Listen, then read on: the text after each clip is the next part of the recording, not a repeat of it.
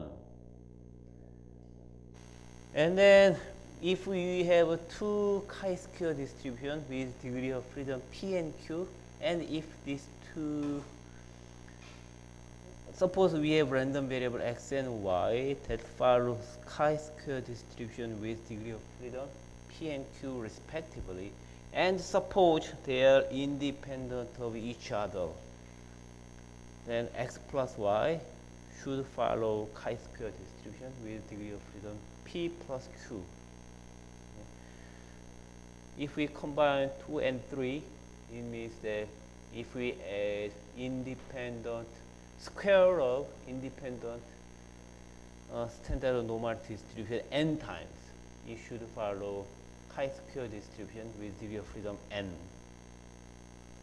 Next, suppose x follows standard normal distribution, y follows chi-square distribution with degree of freedom n. And if x and y are independent of each other, then x over root y over n follows t distribution now with degree of freedom n. And then, so number 4 and number 5 is important because we will, actually number 5 is important, and yeah, number 5 and number 2 is important. Anyway, for number 5, if x follows chi-square distribution P, degree of freedom P, and y follows chi-square distribution with degree of freedom Q, and if x and y are independent, then x over P, y over Q should follow now F distribution with P and Q. And then important thing is that about 6 and 7, T distribution converges to standard normal distribution if degree of freedom is large. And then F distribution, multiplication of P and F, Pn follows chi-square distribution with degree of freedom P. Number 8, if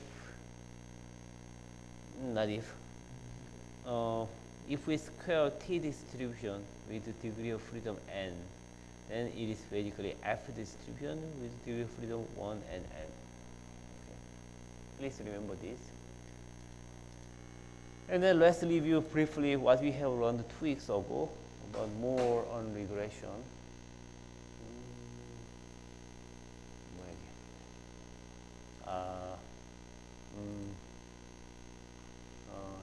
이게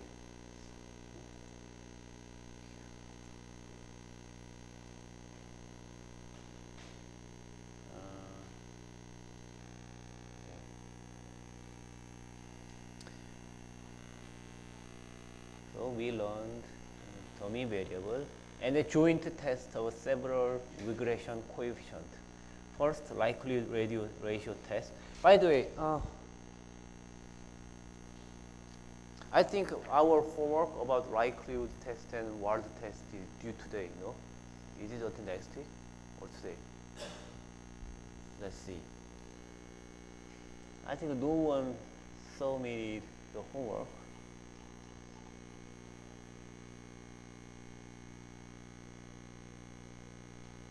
Yes, basically we have this why no one submitted his homework. Maybe there is a communication error. Okay, so let me change this one into the 31st. Okay. By next week, you have to do likelihood ratio test and word test, which we will about to review. Yes.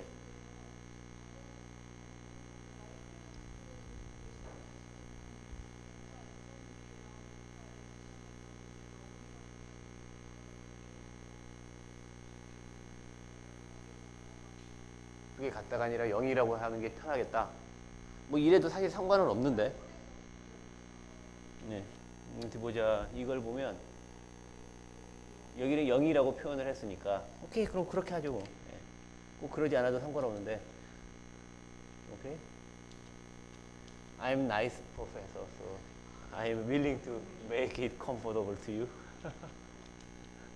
네. Okay, so homework, do likelihood test such that beta for SMB and beta for HML is 0, jointly 0, and do wild test such that beta SMB and beta HML is same. They are same. Okay. Let's take a look at what is the likelihood ratio test and wild test. First, likelihood ratio test. Let yt equal sum of beta I xt I from 0 to n, and gamma I zt I from 1 to k plus ut. And then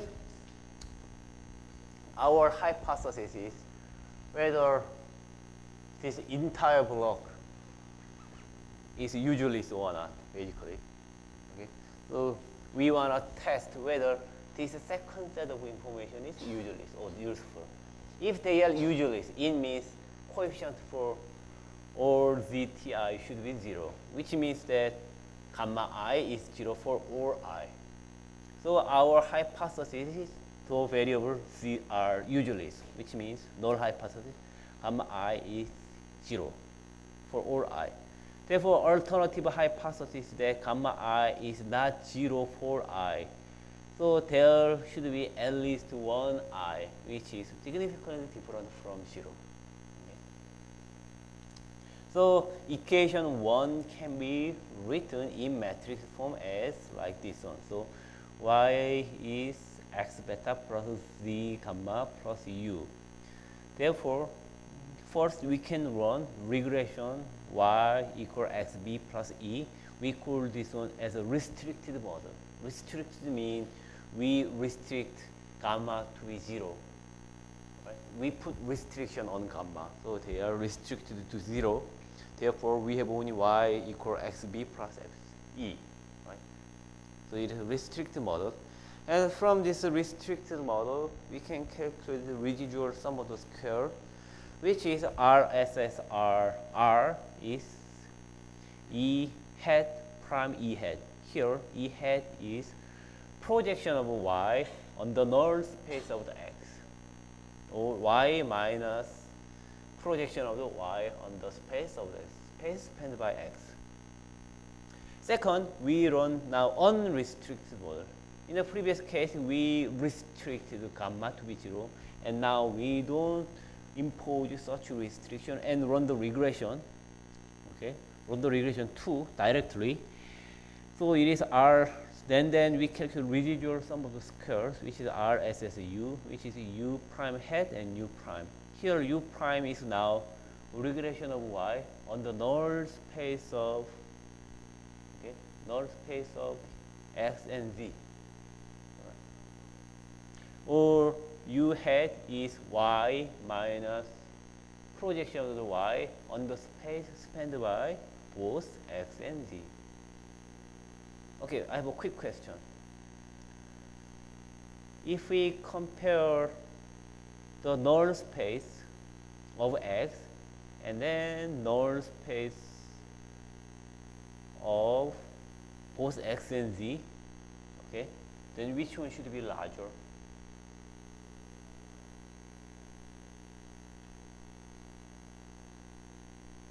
Which one should be larger? Null space of x. So null space of the space spanned by x, and then null space of the space spanned by both x and z. Which one should be larger? Yes, right? Yeah. Because space spanned by both x and z is greater than space spanned by x. Therefore, null space of the small space should be larger. Right?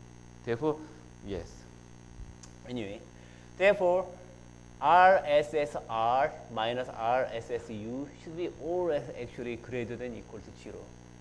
Anyway, RSSR minus RSSU equal E hat prime E hat minus U hat prime U hat. 두버경 학생 오늘 안 왔나? 아, 거기 있구나. 네. 안 보여서. You changed your hairstyle, so I was confused. Sorry. Yeah. And anyway, this should be greater than equal to 0 always. And then again, E hat prime E hat is y prime I minus pxy minus y prime I minus pxz.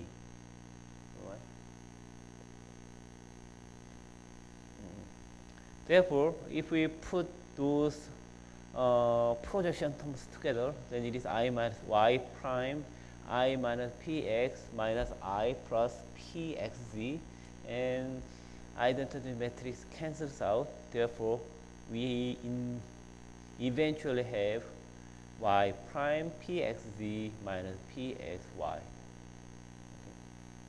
which should be always greater than equal to 0, as I said. I mean, intuitively, I explained it geometrically, but even arithmetically, it is so straightforward. E prime, okay, this error term, this is error term, this there, E hat is residual, regression residual, in which we consider only x, right?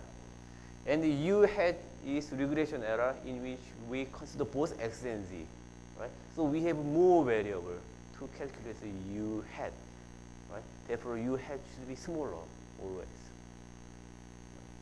Because if we include more and more variable, then at least we can fit curve better, right? Always. Because restricted model is a special case of unrestricted model, right? Therefore, unrestricted model should beat restricted model always. Error term should be always smaller.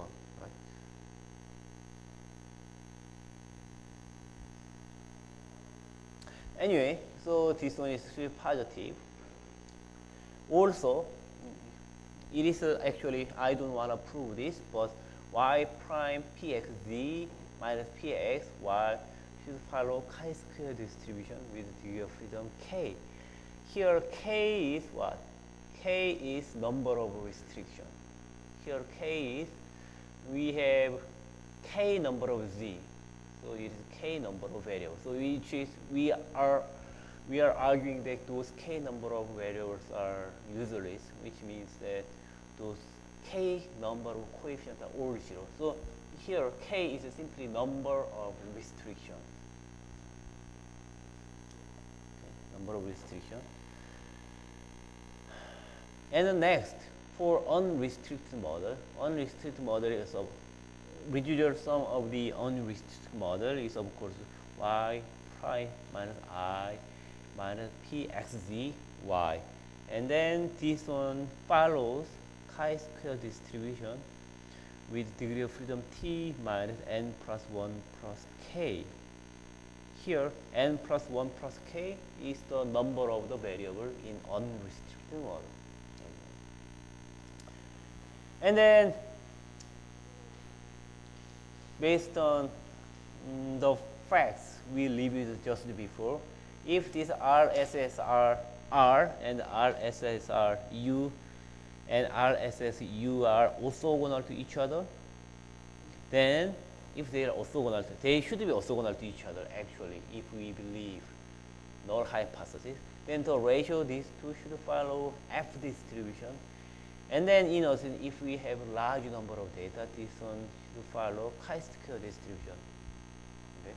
And then we can prove this, but geometrically, this one and this RSSR R minus RSSR U and RSSR U should be independent of each other always, right?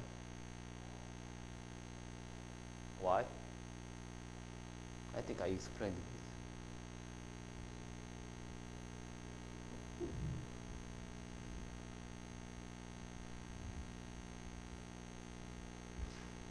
Can anyone tell me why they are orthogonal to each other?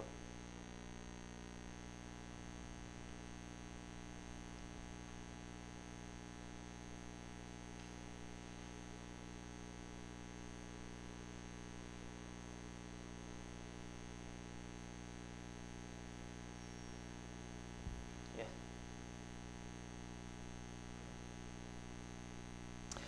Okay. Yeah.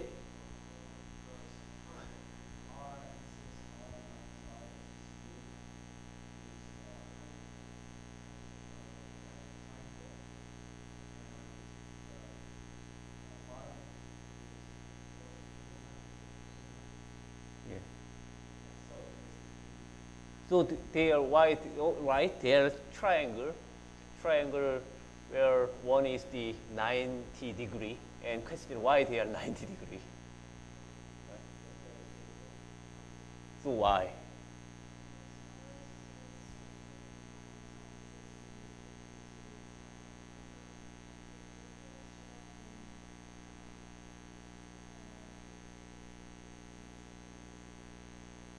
Yeah, right.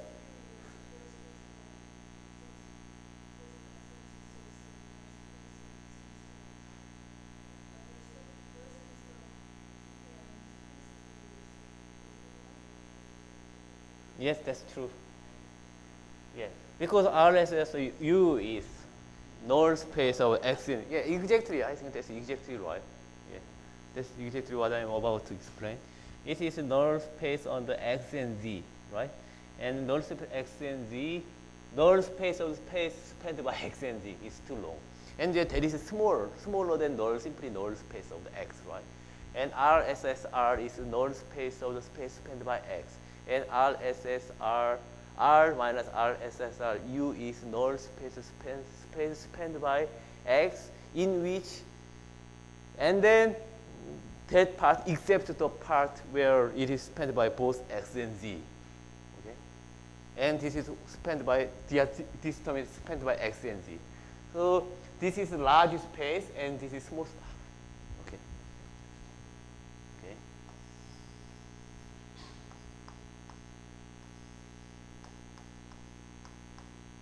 Okay. So, right.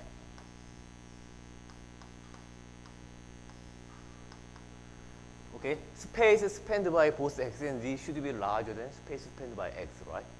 Therefore, space spanned by the null space of the space of the null space of the space spanned by X and Z should be smaller than null space of the space spanned by X, right? Like this one. Because this one is larger, the complement of this one is smaller than this one, right? Right? And then this RSSRU is in this part, right? And RSSR minus RSSU is somewhere in this part. Right? So they are independent, orthogonal to each other. That's basic intuition. There is a difference. Anyway, so they are orthogonal to each other, so we can use F distribution. So I think I forgot to add your comment. So basically this is X and Z and this is X, so this part should be related to the Z part. Anyway, think about what happens if RSSRU becoming, as T goes independent, and of course we know it is converted to chi-square distribution, but anyway, this is the fact we wanna use. Okay, if we have large number of samples, then we can use this one. Okay, we can use this one, and we can use a chi-square distribution with degree of freedom k, and we can see whether the difference is significant or not. If they are significant, we can reject null hypothesis. If we cannot reject null hypothesis. Right? Alternatively, I actually recommend you to use this one. Constructive this statistic and see whether they are significant or not. So in this case,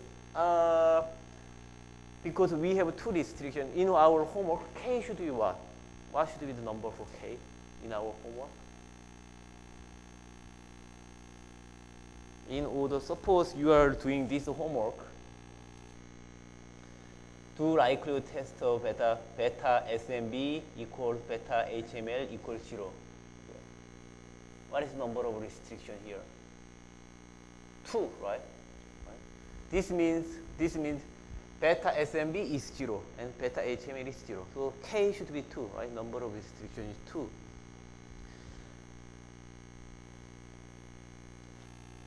So K is 2. What is N plus 1 plus K? N plus 1 plus K is we use, I forgot, did you use 3-factor or 4-factor model? Okay, you use 3-factor model. So since we include constant 2, so total number of independent variable is now 4. So N plus 1 plus K is 4. K is 2, right? Which means N is simply 1. Right? So in your homework, actually, I equal 0. 0 term is constant term. And in your model, first x is, I think, market factor. Right? And in your homework, this term is size factor and value factor. Right? So in your homework, it is very easy. So t is simply like, t is like 100 or 200 or something like that. So anyway, k is 2, n plus 1 plus k. This is 4. T is number of your observation. And then what you have to do is simply first you run the regression without value factor and growth factor. Without value factor and size factor, and run the regression, calculate errors and square and sum them. And then you calculate RSSU, which is now you include both size factor and then value factor. And then you construct error term and square it and add it. Then you have RSSR and RSSU and RSSU. So you can calculate this number. Once you calculate this number, now you can check the F-test table, okay? F-distribution table. It is available on the web, or in the R, it is integrated in the R, okay? There is a function to calculate what is the p-value for specific number of F-distribution with degree of freedom, okay? Once you know p-distribution, now then you know whether you can reject or accept null hypothesis, or reject or cannot reject null hypothesis. Okay? Any question about your homework? Yes, shouldn't be difficult. Yes.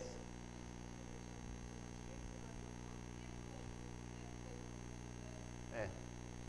나도 그게 뭔지 잘 모르겠는데 매뉴얼 보면 나왔겠지. 네. 뻔하지. 하나는 위에, 하나는 K고 하나는 T-N 플러스 1 플러스 K겠지. 디그리 오브 프리덤이 두 개가 있겠죠.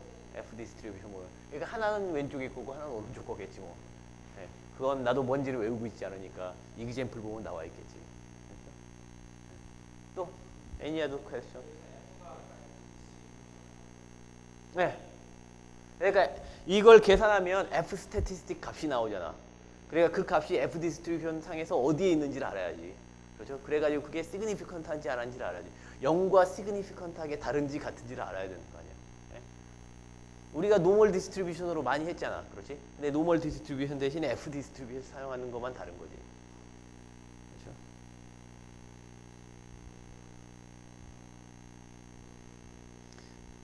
아무튼 그 설명서를 보고 디그리 오브 프리덤이 두 개를 입력해야 되는데 두 개를 어느 쪽에 입력해야 되는지 헷갈린다. 그러면 카이스퀘어 디스트리뷰 해보면 디그리 오브 프리덤이 하나밖에 없잖아. 이걸로 해본 다음에 위에 거랑 비교해서 비슷한 값이 나오는 걸로 한쪽을 넣으면 되겠지. 그렇죠? 여러분은 샘플 사이즈가 충분하니까, 그렇죠? F로 계산하나 카이스퀘어로 계산하나 비슷하게 나올 거예요. 그렇죠? 다르게 나온다 그러면 디그리 오브 프리덤을 서로 반대로 입력한 거지. 물론 근데 매뉴얼 보면 다 나와 있을 겁니다. Any other question? Okay. And actually, yeah, you can run regression and calculate residual sum of the squares, and then you can do this way, and this is robust way and educational way. But in R, there is a simple one-line function that calculates F distribution too. That does this joint likelihood ratio test too. There is one-line command for likelihood ratio test. If we want to use that, that is fine, but still you should be able to do it this way.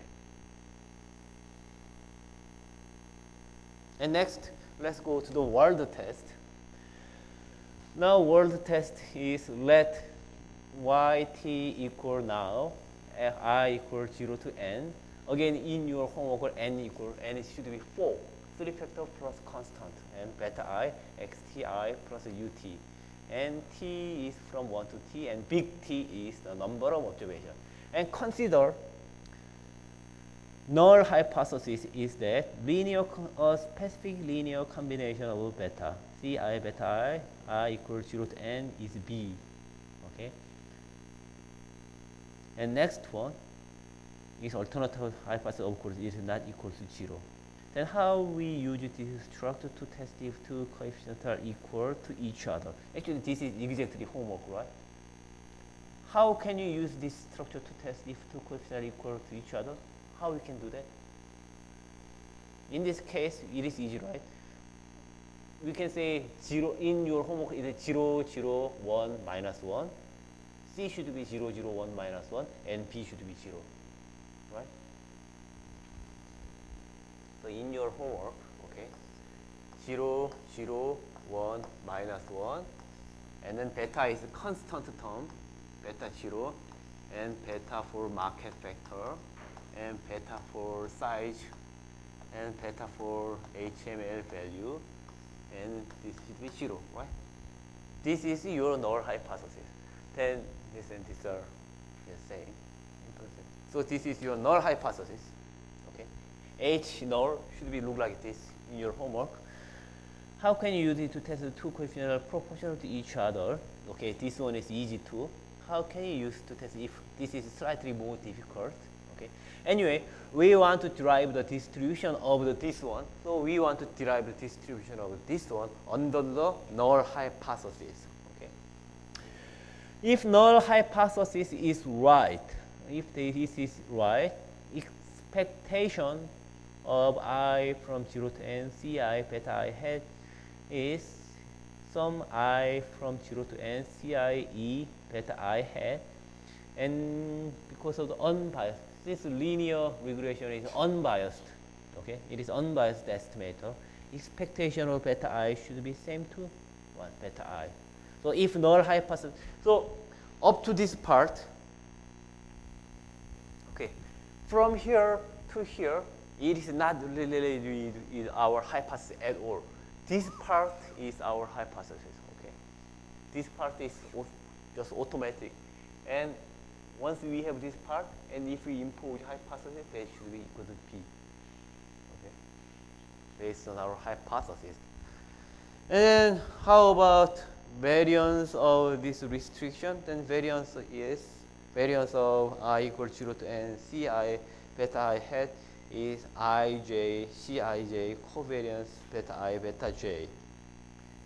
So actually it is better to see matrix form. In matrix form, H null is C prime beta is B. So again, C prime is 0, 0, 1, minus 1, and beta is beta 0, market factor beta for SML, beta for HML, and B is 0. And alternative hypothesis is not 0. So expectation of C prime beta hat should be equal to B, okay, if our null hypothesis is right. And then variance covariance matrix of Ci beta hat is C prime D beta hat C, which is C. We know what is the variance covariance matrix of beta hat, which is sigma square x prime x inverse. So which is C prime sigma square x prime x inverse C, right? So we have this part. Therefore, okay, under the null hypothesis, C prime beta hat minus B divided by S over C prime x inverse C should follow T distribution. It is not normal distribution because it is S, not sigma. Okay. If we know sigma, right, and if instead of sigma, if we have sigma instead of S, if we have sigma, then it is simply this is simply ratio of this expectation of a variance term, right? Then based on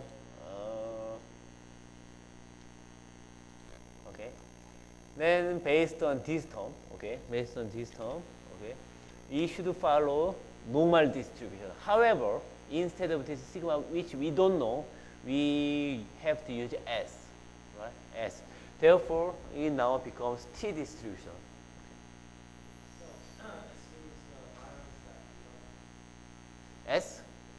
S is the, yeah, N is something we know. N is like T minus 1 plus N plus K over 1 minus, right?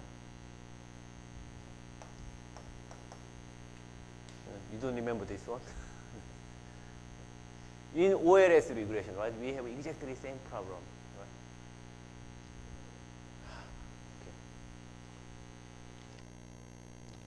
Our, let's go to our regression again. I think this is important. Multiple regression.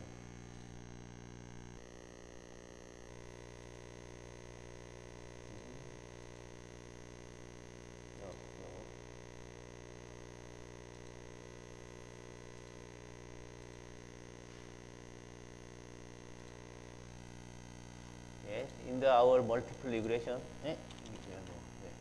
multiple regression, okay, statistical property, and x looks like this, okay. Beta hat is a beta expectation of beta. Beta is x prime x inverse x prime y, and expectation of beta hat, as you know, it is beta. And variance covariance of beta is sigma x prime x inverse. And then, okay, but the problem is as an estimate of sigma, we don't know sigma, so we use, instead of sigma, we use this one. Okay, so we construct a t value, right? As you remember, when we test whether a specific variable, specific coefficient is same to 0 or not, we construct basically t distribution, right? Where t distribution is basically this one minus this one, right? So here S is simply this one.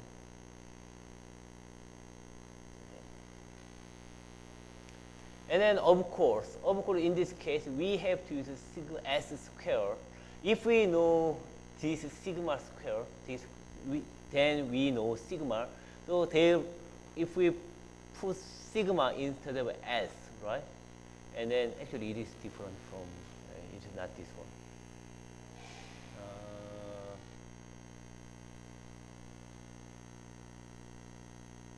Yes.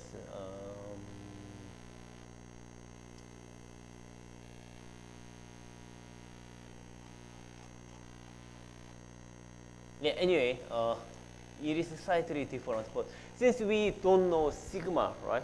Sigma is something we don't know, so we have to estimate it. So because this s square term follows the chi-square distribution, therefore, okay, therefore in our,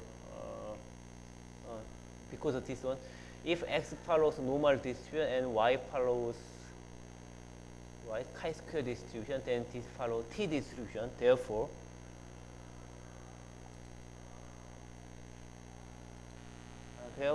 okay, this, okay,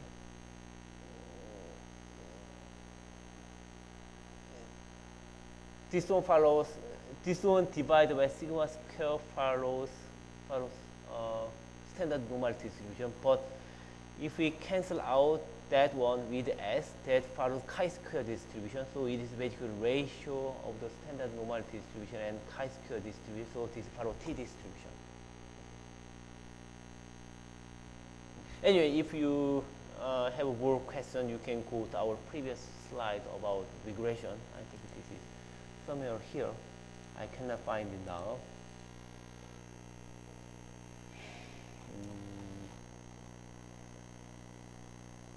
This is, I think I explained it, but anyway, I cannot find it right now, but I think I explained it.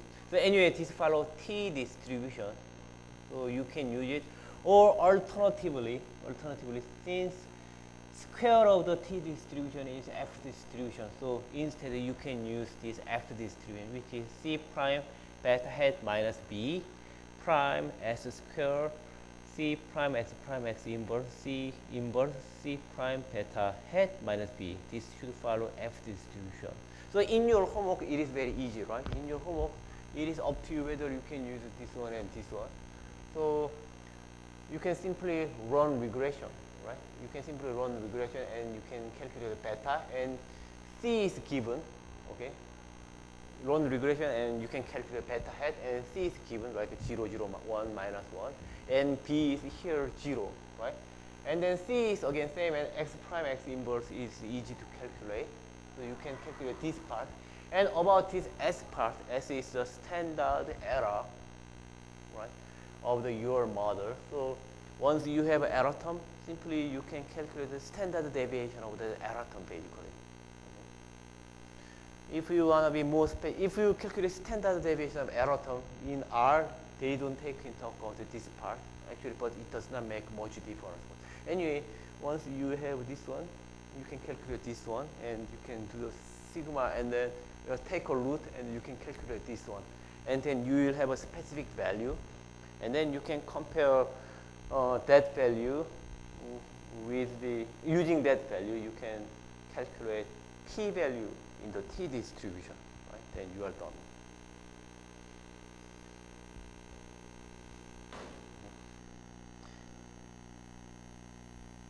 Of course, if we have large number of observation, then this t distribution should converge to normal distribution here. In this case, f distribution should converge to chi-square distribution. So anyway, you can use either z value or here chi-square value as you wish, if you have a large number. But in your homework, I recommend you to use this either f distribution or t distribution instead of normal distribution or chi-square distribution. Any questions?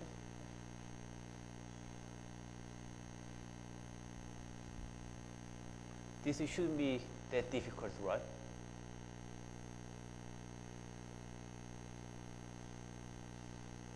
Any questions? No.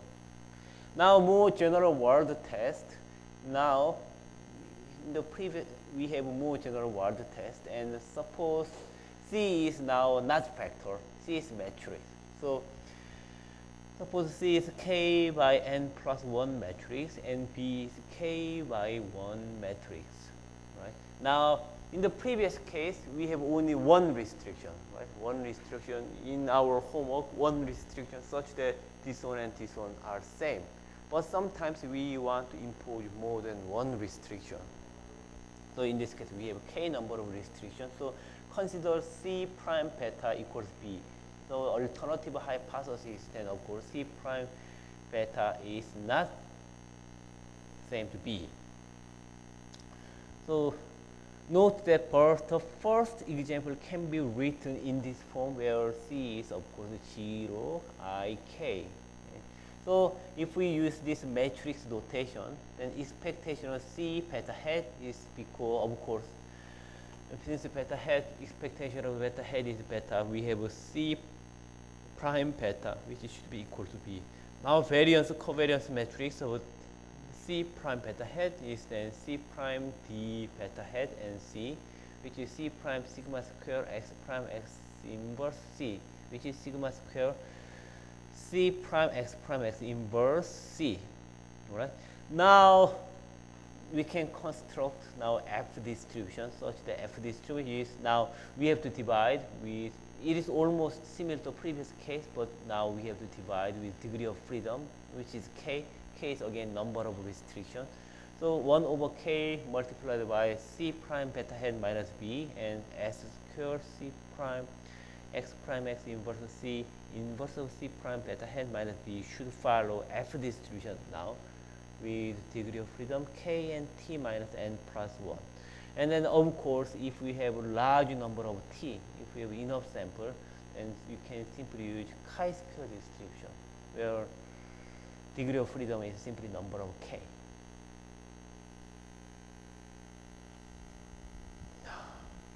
Okay, I think this is enough. Now next, let's go to the omitted variable regression. Now suppose we have a model which is x equal x beta plus z gamma plus u. However, suppose econometrician like us estimates the model as y equal xb plus epsilon.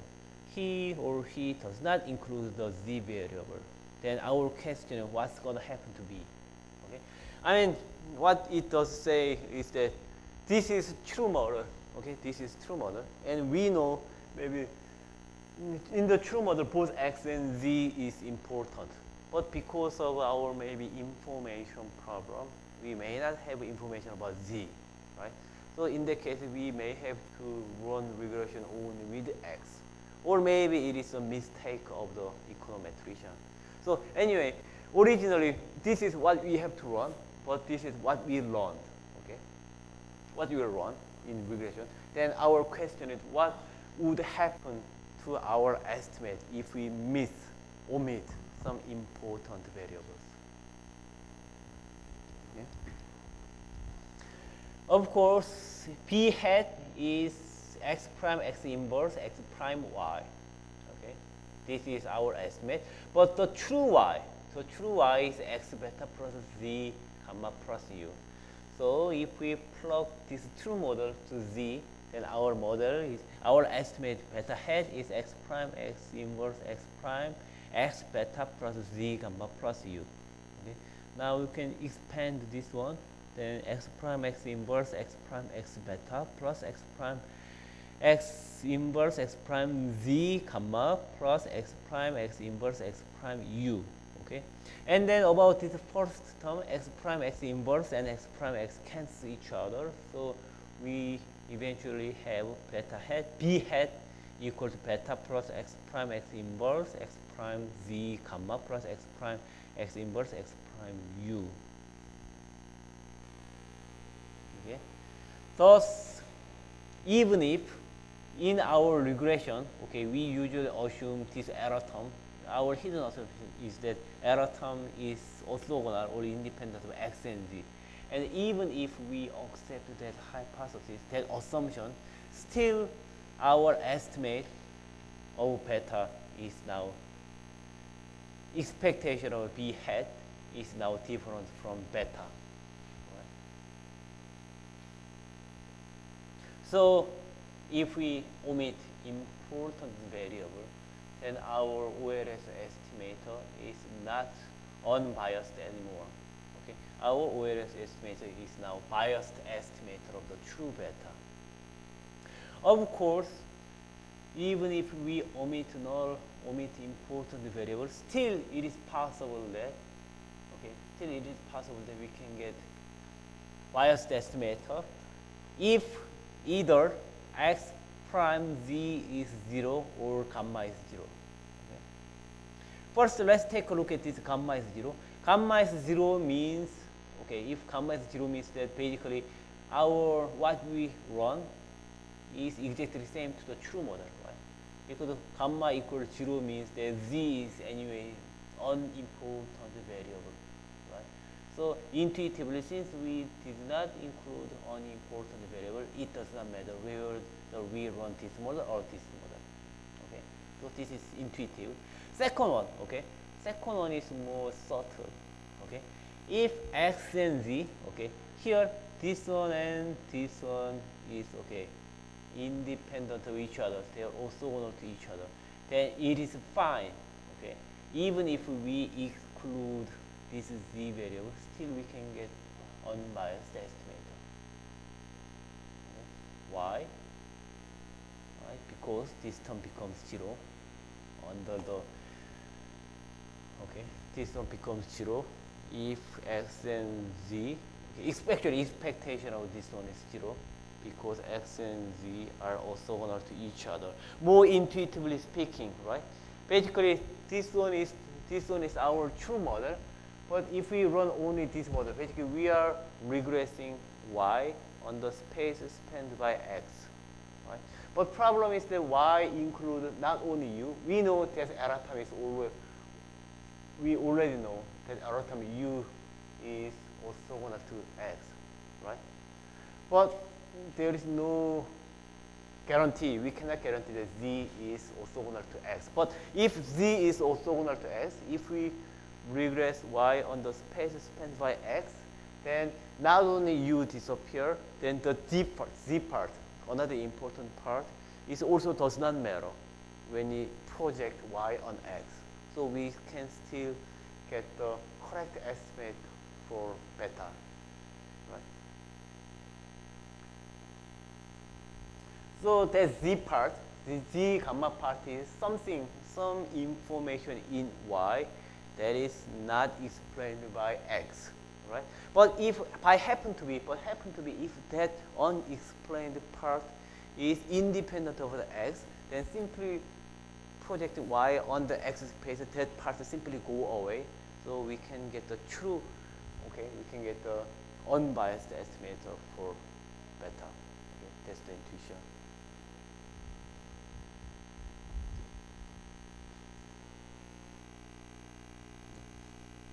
And then about this term is called the bias term. What do these two special cases correspond to? I already explained about the education. I think we can skip this part. Now asymptotic large sample properties. Now again, let's consider the model y equal x beta plus epsilon. And then of course whereas estimator of the beta is beta hat equals x prime x inverse x prime y. And then if we put our true model y equal x plus beta plus epsilon into y, then we have x prime x inverse x prime and x beta plus epsilon. And then therefore we have beta hat equal to beta plus x prime x inverse x prime y. And now suppose epsilon follows a normal distribution in which mean is 0, and then variance covariance term is sigma square I. Then beta is a linear combination of normal random variable and is thus itself is normal, right? Then therefore, or i.e. what we can say is beta hat is also normal. It should follow also normal distribution too. Again, because beta hat is beta plus x prime x inverse x prime y epsilon, but beta is simply constant.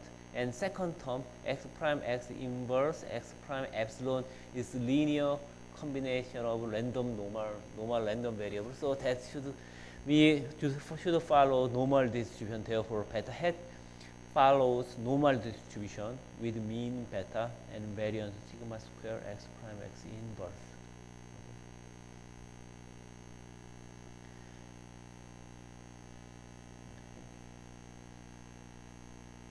And of course, if we in equation 4 we are assuming the epsilon follows normal distribution. But if we don't want to assume normal distribution, actually we cannot say, if epsilon does not follow normal distribution, now we cannot say beta hat follows normal distribution anymore. We can simply say that beta hat, the mean of beta hat is beta, and variance covariance of the beta hat is sigma square x prime x inverse. But we cannot say they follow normal distribution anymore. Then we have a problem, right? In our previous distribution theory, we basically assume beta hat follows the normal distribution. So we constructed like a t statistic, we constructed the f statistic and chi statistic and those things, right? But if this not follow normal distribution, you cannot say this anymore. Then we have a problem. But good news is that if we have large number of data, actually this approximately follows the normal distribution. So the good news is that even though we cannot assume that epsilon follows this normal distribution, if we have large number of data, still then we can use those, right? We can do those tests still. It is possible to use those those theories we learned. And I'm going to explain why.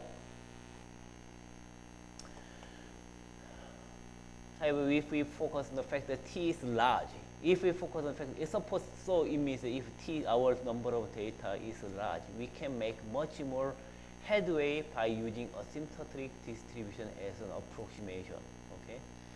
Returning to the equation 3, equation 3, beta hat equal to beta plus x prime x inverse x prime epsilon.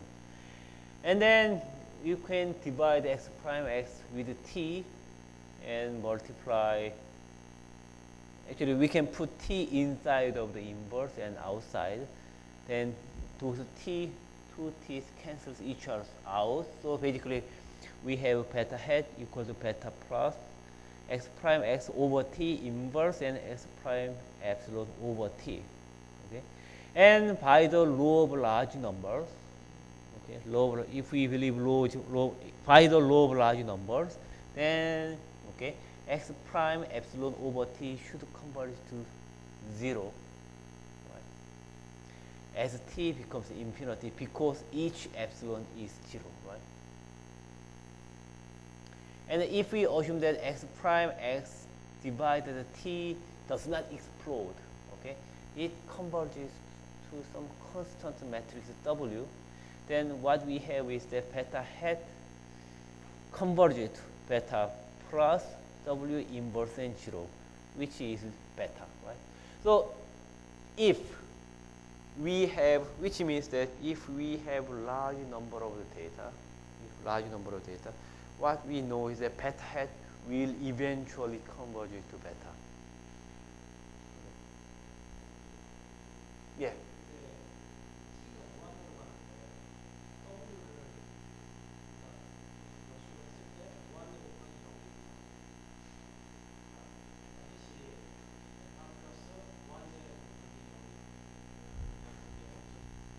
그러니까 이거 말하는 거가 이거? 아니지, 로우 오브 라지 넘버스는 전혀 다른 이야기지.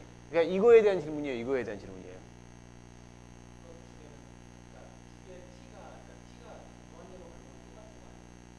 그렇지, t가 무한대로 가는 건 똑같은데 잠깐 이거하고 이거 다른 이야기인데 I think law of large numbers is very important. Okay. Okay. Okay. Let's take a look at easy version of law of large numbers. Okay. I think there should be. Let's take a look at Wikipedia, Investopia. I don't like it. Wikipedia. And law of large numbers is very important. Okay. Okay. In probability theory, the law of large numbers is a theorem that describes the result of performing the same experiment a large number of times. According to the law, the average of the result obtained from a large number of trials should be close to the expected value. So, okay, law of large is important because average becomes expected value. Okay?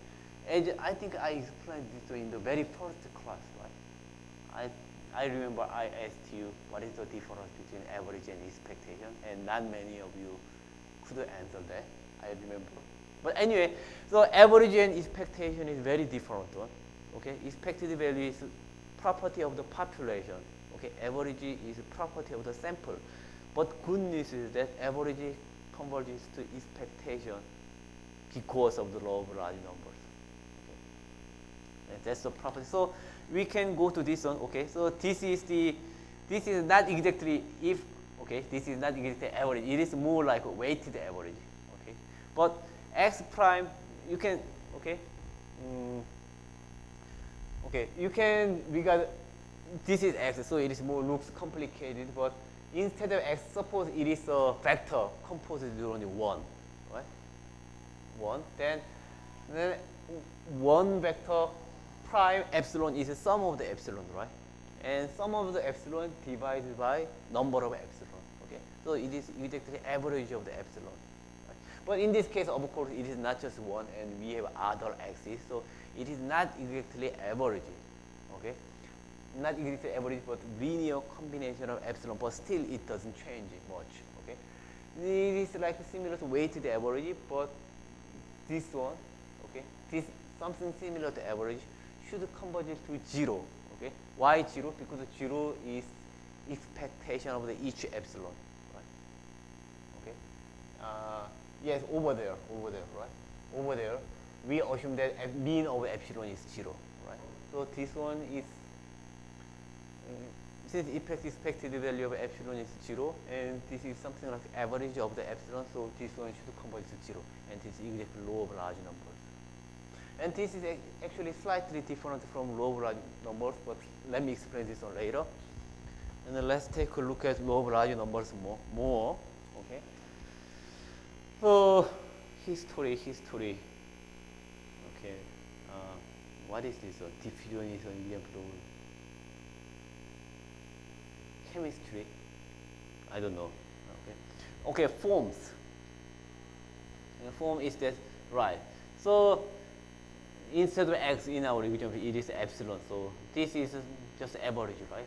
This one x and pi is average of the x with the sample size is small n. Okay, and then law of large numbers. Strong form of law of large numbers argues that this average converts to mu. Mu is the where is this? Mu is the expected value of each x. For n equals large. where x1, x2 are infinite sequence of independent and identically distributed integrable random variable with expected result.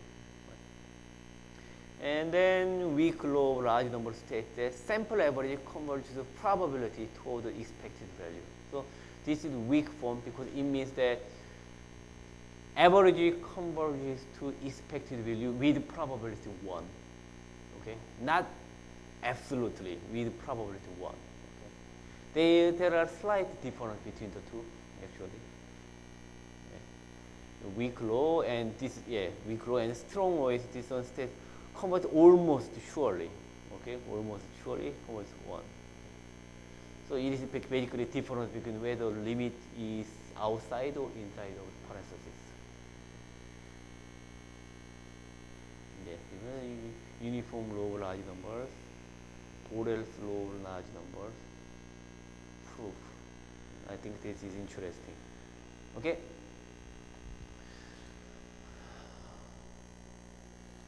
Okay, so this part is because of a law of large numbers, and this part is more like an assumption.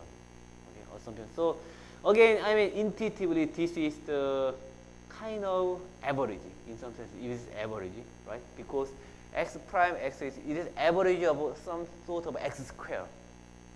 Okay, x expect average of some of the x squares. Right? But if we assume that those x don't explode as a sample size change, we can say that okay, those square terms of the x should remain stable. Okay, if they remain stable, x prime x divided p should converge to some stable matrix, right? I mean, it is more like assumption again, but x prime x over t is some sort of average of x squares. If that average exists, we can say this.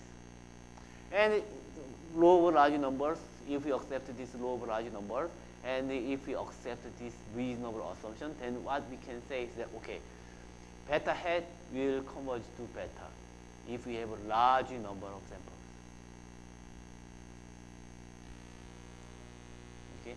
More formally, this is a law of large numbers thing, but anyway, P-lim is, we can say, the probability limit. Probability limit of the beta hat is beta if and only if beta hat equals beta as a t of large numbers. Probability limit means that beta hat equals beta with probability 1. Okay? There is a possibility that beta hat is different from beta, but that possibility becomes 0 if we have large number of samples. More specifically, this means that probability limit of the p beta hat equals beta if and only if we have a large number of t, then the probability that beta hat and beta is within the distance epsilon is 1 for all epsilon. For whatever epsilon we take, whatever small epsilon we take, if we have large numbers, then beta hat, distance between beta hat and beta should be closer than the epsilon.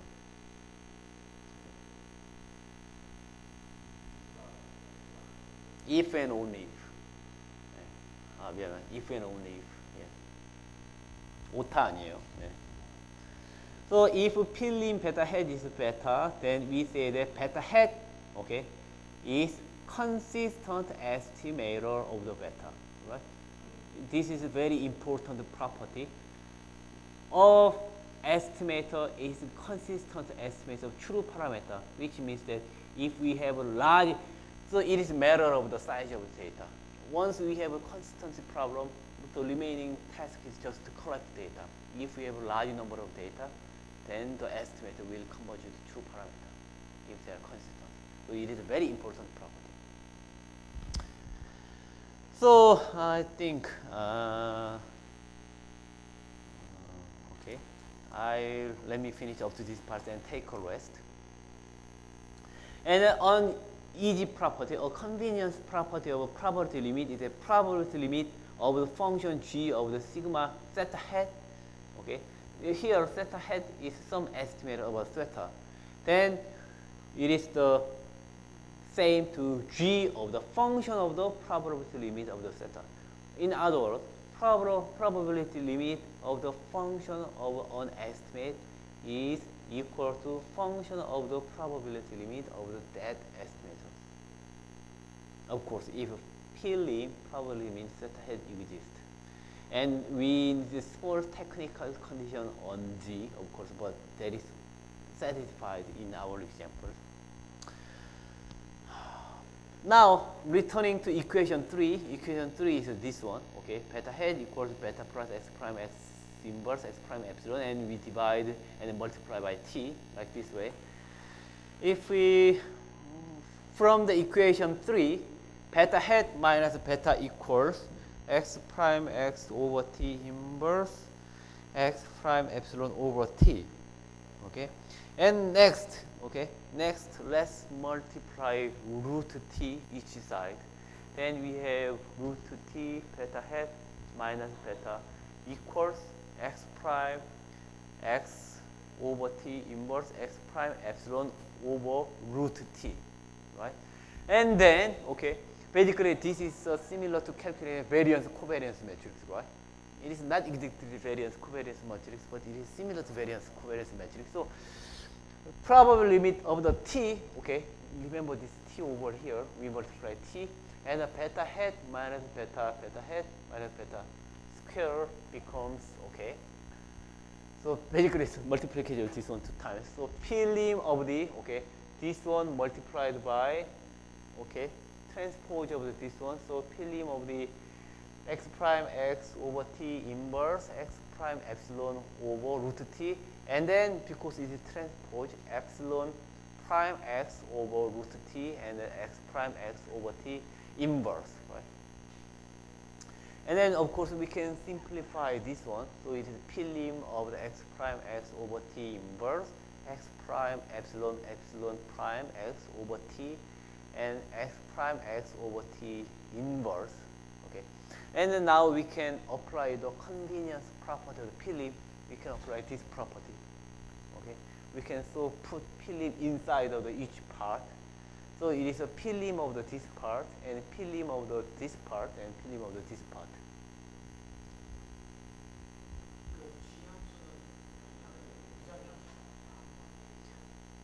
Almost. 예. 그러니까 약간 레귤레러티 컨디션이라는 게 필요한데 약간 뭐 연속이고 미분 가능하고 뭐 약간 그런 프로퍼티가 있는데 어쨌든 예. 대부분의 함수라고 우리가 아는 그냥 보통 함수, 이상한 함수 아닌 거라고 생각하면 됩니다. 그럼 만족합니다.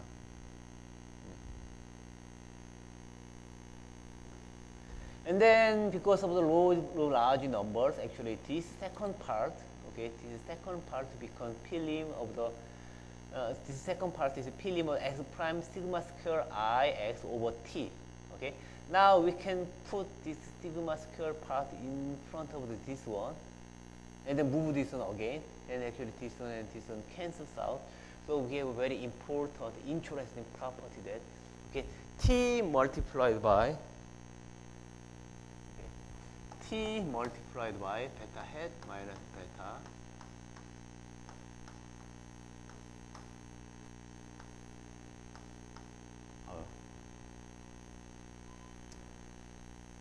뭐 이렇게 쓰지 뭐 어차피 똑같은 거니까 t 곱하기 이렇게 되잖아요, 그렇죠? We have something like this because t is inside, okay, here t is inside of inverse matrix, so inverse of the t 1 over t is t, so I simply plug this outside. So if we cancel this side, then it is like it is sigma square x prime x inverse, so it is like a variance covariance matrix, right? So again, this is very important property. Again, right?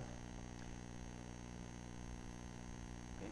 Now, beta hat converges to beta, and this part converges to beta. So, in our previous examples, in our up to now, we assume that beta is normal distribution, and since beta follows normal distribution, so we can do t-test, f-test, or chi-square test, those things, right?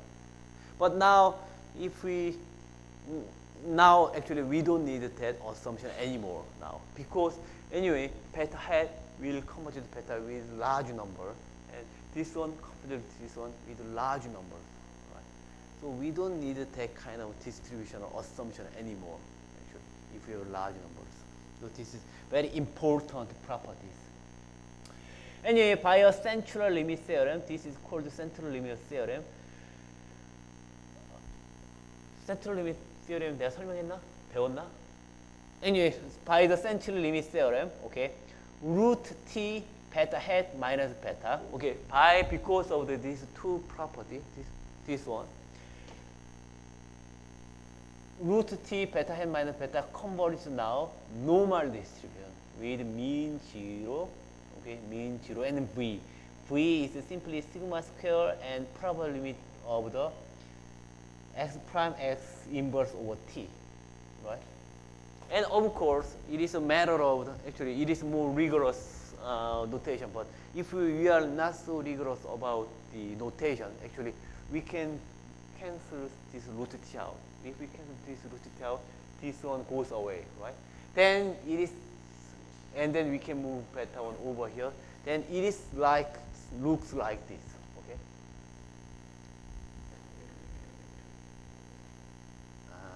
어디 갔지?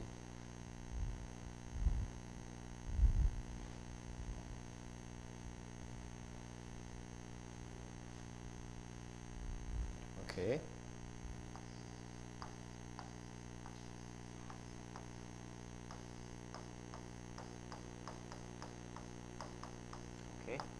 Okay. We have this distribution because we assume that. Okay. If we assume normal distribution, then we know this hold, right? Okay. But now, even though we assume now we don't have this one anymore, okay, we don't assume epsilon follows normal distribution anymore. But now we have something very similar to this one, okay, which is basically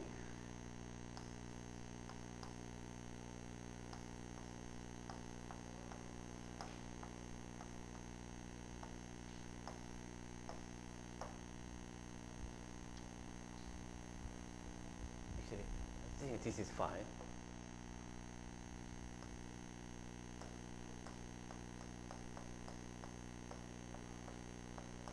Right? So basically, this one and this one is almost the same, right? It is a consistent property, but if we delete this one, it is easy to delete this one, right? If we divide each side of this one with root t, okay, root t, then this is 0. And root t, it is a variance, so it is actually divided by t, right? So this cancels out, right? And then once we remove root t, then once we remove root t, then we move beta over here. Then basically this one and this one becomes exactly the same, right? So the point is that, okay, now the point is that even though we don't assume epsilon, even though we are not sure about this epsilon normality of the epsilon, if we have large samples, we can approximately, asymptotically, more accurately, asymptotically say that this beta also follows normal distribution asymptotically. Okay? So because this and this almost same, we can use all the previous F test or T test or chi-square test, those things, we can still use those things.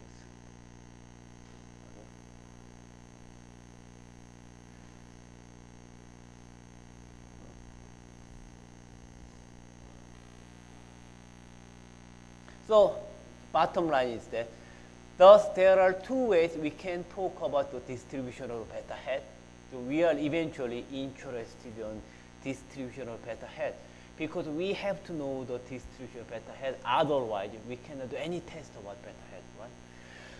So in order to talk about distribution of the beta hat, first, conveniently we can assume this one. Conveniently we can assume this one. If we assume this one, basically we are assuming this one. Okay. So the first option is simply we assume beta hat follows normal distribution. That's fine. If we hate that assumption, we can rely on asymptotically. Okay. If we hate this assumption, then if we have enough number of samples, still we have something very similar to this one. 질문 있나요? No question. So let's take 15-minute break. 그래서 아까 so previously I just digressed about this distribution because I don't want to lose the flow of the lecture. Let's review about why this one follows T distribution and why it is F distribution. So for whatever reason, suppose for whatever reason, actually we have two regions. Based on two reasons, we can assume that beta hat follows normal distribution, right? We can either assume epsilon is normal distribution, or we can assume that we have a large number of data. Okay? But anyway,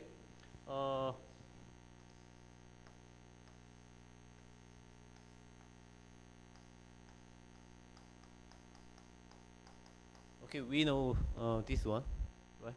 And then in the previously, which example I wanna use? Suppose let's use a wild test. The wild test. If our null hypothesis is right, if HO is right,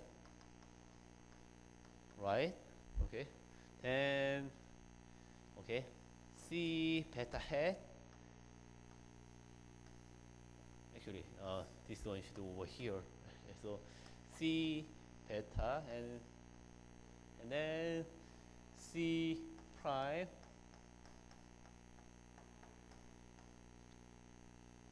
sorry,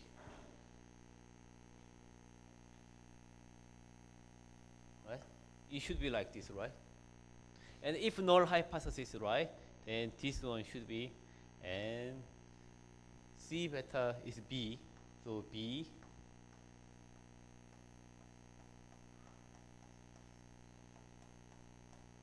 right? Do you follow up to this part?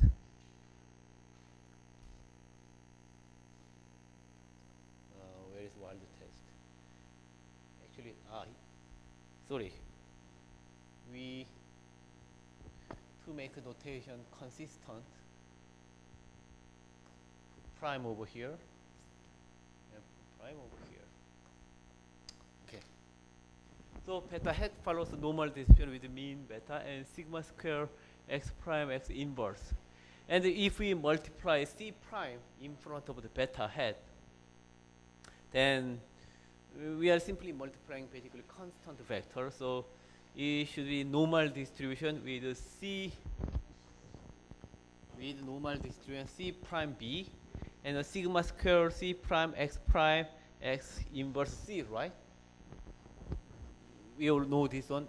This holds because it's a large sample or assumption, and then because of C is constant, we have this one. And if our null hypothesis is right, this one should follow this one, right? Because if null hypothesis is right, C prime beta is B, right, in wild test.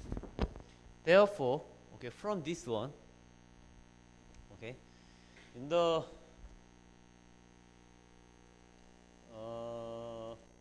using this normalization property, okay, this one.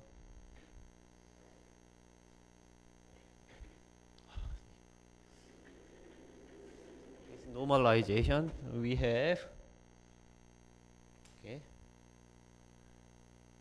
we have C beta hat minus B divided by sigma root C prime x inverse C should follow what?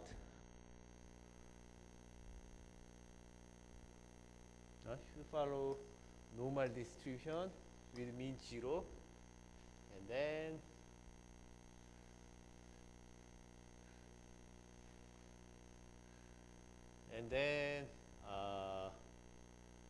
I, right? I, and here it is actually 1. This should be simply 1 because we have only actually it is k. If we have a k number of okay, we have a complicated wild test and simple one. So for general world test, where is it? No, not this one.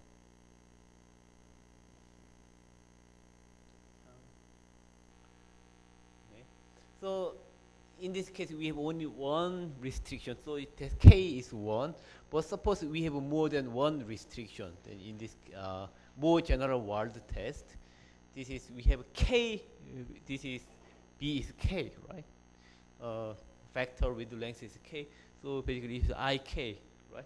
But anyway, for simplicity, okay, suppose we have only one restriction, like your homework, if you have only one restriction, okay, then this should follow normal distribution, right? So if we know, okay, we can calculate this one, or simply regression, and we know P, it is from our hypothesis. C is again given from our hypothesis, and x prime x inverse is calculator. We can calculate and see, but this is something we don't know, right? This is something we don't know. But suppose we know this one, sigma. If we know this sigma, and then if we calculate this one, then we can use this one as a statistic, and we can do the hypothesis testing, right? We can calculate, if we know this sigma, then we can calculate this one. And then from standard normal distribution, okay? And so suppose this is 2 minus 2 and 2, okay?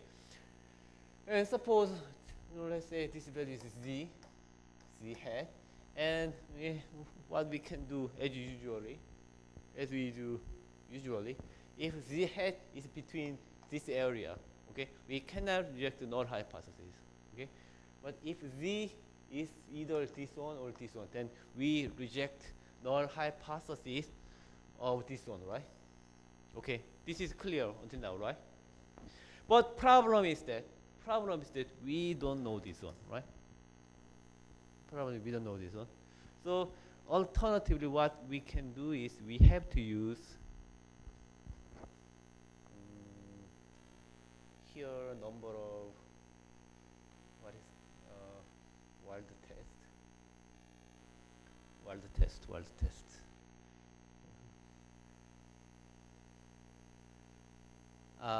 Okay, here it is n. Okay, n plus 1 number of variables. Okay, so in our example, number of the variables is n plus 1, right? Including constant. We have small n. So what we instead do is we calculate sigma square. Okay, sigma square is basically t minus 1 plus n, and then square. Okay, we have something like this one. Okay,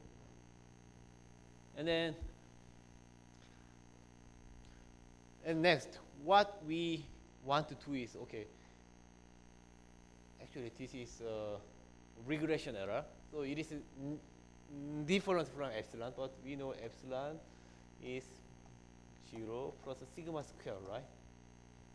Square. So what you know is that epsilon over sigma should follow normal distribution 0, 1. Okay. But problem is that, of course, epsilon hat is different from epsilon, but let's disregard that difference for the time being. Then what we wanna do is we divide S square with sigma square. Okay, and then what we have here is t minus 1 plus n, and then summation of epsilon hat I over sigma, right, square. Okay, we have something like this. And then since each epsilon, okay, again epsilon hat and epsilon is slightly different, but since each epsilon is normal distribution, okay, normal distribution, and then if we divide epsilon with sigma, then it follows standard normal distribution. And if we add this one, this is standard distribution from 1 to t, right? So it is like a summation of a square of the standard distribution, right? So this one should follow this part. This part is, okay, this part is like summation of the normal distribution. Right? Summation of normal distribution. So this part follow chi-square distribution. Okay, chi-square distribution. But problem is that this epsilon hat is different from this epsilon. Right? How different? This epsilon is population property, but this epsilon hat is regression error of using 1 plus n information, right? So therefore, instead of this one have degree of freedom, right? We add from 1 to t. So our initial guess is that this one has a degree of freedom t, but this one does not have a degree of freedom t. Instead, it has degree of freedom 1 plus n, because we use 1 plus n variable already. We use that information already to estimate epsilon's hat, right? So this one, this part, okay, this part follows chi-square distribution with degree of freedom t minus 1 plus n, right? So, okay, what we can do is, therefore, what we can do is, let's call this one is, okay, let's call this part like this one. So, what we can do is, from beta minus b, okay, sigma root, see, and then what we wanna do is, okay, we divide this one with, okay, we divide with this one, okay, and then we divide this one again by 1, right? Divide this one. Okay, then what we have is it is a normal distribution, and we divide with chi-square distribution, and divide that chi-square distribution again with the degree of freedom. Then we have something like, oh sorry, we need a root. Okay, we divide this one, then we have a t distribution, right? Now we have a t distribution, but conveniently, okay, still we don't know this one, but conveniently, this one, and here it is again, this part, this entire part is actually s sigma square multiplied by root t minus 1 plus n. Actually, it is a root, so this one goes away. So actually, this one and this one cancels each other. Okay, cancels each other. And the inside of S, again we have this part. So this one and this one again cancels out. Okay, everything cancels out. So this entire part becomes C prime beta minus B over S now. C prime X C, inverse C, right? You get it? So I mean, in order to prevent the digression in the class, I simply change sigma to S and change this G normal distribution into the T distribution.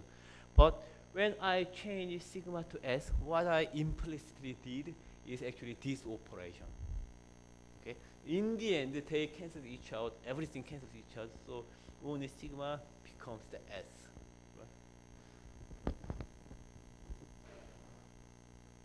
So this one follows now T distribution with degree of freedom T minus n plus 1. And then, since we don't use sigma and instead we use S, now we know everything. So we can do hypothesis testing. Okay? Okay, any question? No? It should be easy, right? Okay. In this video, I want to talk about what is easily one of the most fundamental and profound concepts in statistics, and maybe in all of mathematics, and that's the central limit theorem. Central limit theorem. And what it tells us is we can start off with any distribution that has a well-defined mean and variance, and if it has a well-defined variance, it has a well-defined standard deviation. And it could be a continuous distribution or a discrete one. I'll draw a discrete one just because it's easier to imagine, at least for the purposes of this video. So let's say I have a discrete probability distribution function. And I want to be very careful not to make it look anything close to a normal distribution, because I want to show you the power of the central limit theorem.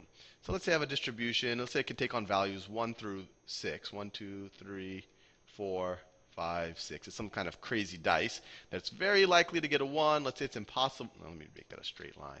You're very high likelihood of getting a 1. Let's say it's impossible to get a 2. Let's say it's an okay likelihood of getting a 3 or a 4. Let's say it's impossible to get a 5. And let's say it's very likely to get a 6 like that. So that's my probability distribution function. If I were to draw a mean, this is symmetric, so maybe the mean would be something like that. The mean would be halfway, so that would be my mean right there. The standard deviation, maybe it'd be that far and that far above and below the mean. But that's my discrete probability distribution function.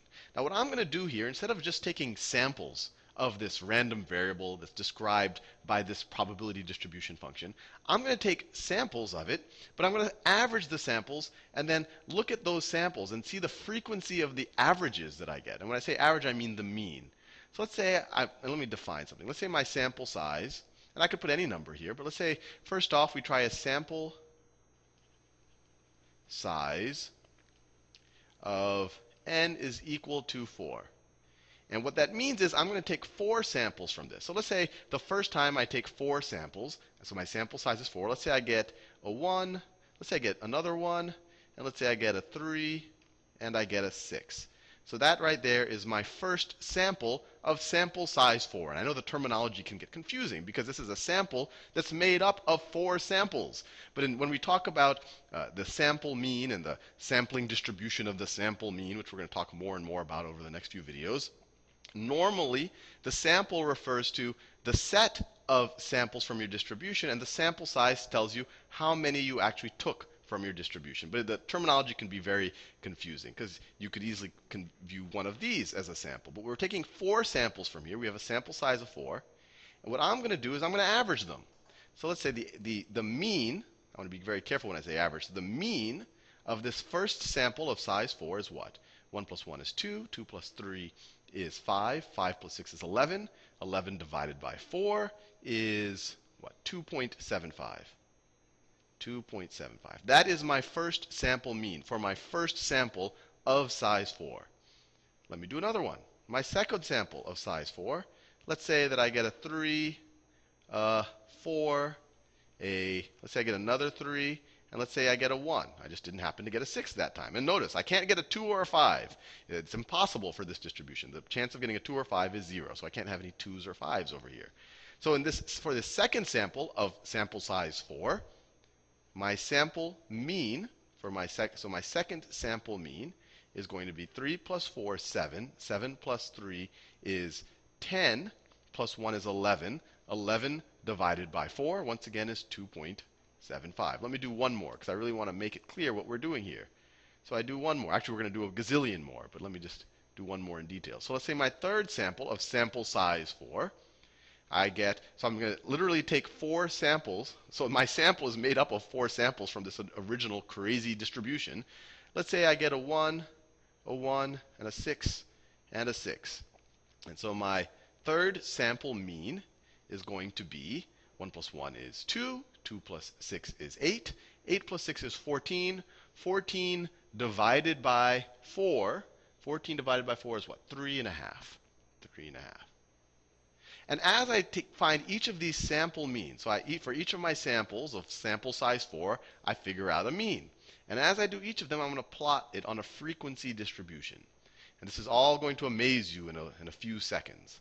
So I plot this all on a frequency distribution. So I say, okay, on my first sample mean was 2.75. So I'm plotting the actual frequency of the sample means I get for each sample. So 2.75, I got it one time. So I'll put a little plot there. So that's from that one right there. And I got the next time, I also got a 2.75. That's a 2.75 there. So I got it twice. So I'll plot the frequency right there. Then I got a 3.5. So all the possible values, I could have a 3, I could have a 3.25, I could have a 3.5. So then I had the 3.5, so I'll plot it right there. And what I'm going to do is I'm going to keep taking these samples. Maybe I'll take 10,000 of them. So I'm going to keep taking these samples. So I go all the way to 10,000. I just do a bunch of these. And what's going to look like over time is each of these, I'm going to make it at a dot because I'm going to have to zoom out So if I look at it like this, over time, still has all the values that it might be able to take on. 2.75 might be here. So this first dot is going to be, this one right here is going to be right there. And that second one is going to be right there. Then that one at 3.5 is going to look right there. But I'm going to do it 10,000 times because I'm going to have 10,000 dots. And let's say as I do it, I'm going to just keep plotting them. I'm just going to keep plotting the frequencies. I'm just going to keep plotting them over and over and over again. And what you're going to see is, as I take many, many samples of size 4, I'm going to have something that's going to start kind of approximating a normal distribution. So each of these dots represent an incidence of a sample mean. So as I keep adding on this column right here, that means I kept getting the sample mean 2.75. So over time, I'm going to have something that's starting to approximate a normal distribution. And that is the neat thing about the central limit theorem. So the central limit, and this was the case for, so in orange, that's the case for n is equal to 4. This was for sample size of 4. Now, if I did the same thing with a sample size of maybe 20. So in this case, instead of just taking 4 samples from my original crazy distribution, every sample, I take 20 instances of my random variable, and I average those 20, and then I plot the sample mean on here. So in that case, I'm going to have a distribution that looks like this. And we'll discuss this in more videos. But it turns out if I were to plot the sample, 10,000 of the sample means here, I'm going to have something that, two things. It's going to even more closely approximate a normal distribution. And we're going to see in future videos, it's actually going to have a smaller, well, let me be clear. It's going to have it's going to have the same mean. So if that's the mean, this is going to have the same mean. But it's going to have a smaller standard deviation. So I should plot these from the bottom because you kind of stack it. One you get one, then another instance, and another instance. But this is going to more and more approach a normal distribution. So the reality is, and this is what's super cool about the central limit theorem, as your sample size